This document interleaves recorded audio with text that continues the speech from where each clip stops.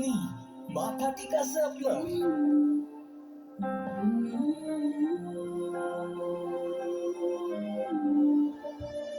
আরে আজব তো।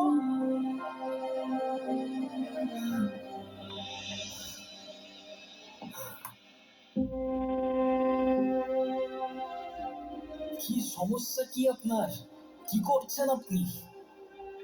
আরে প্রবলেমটা কি আপনার?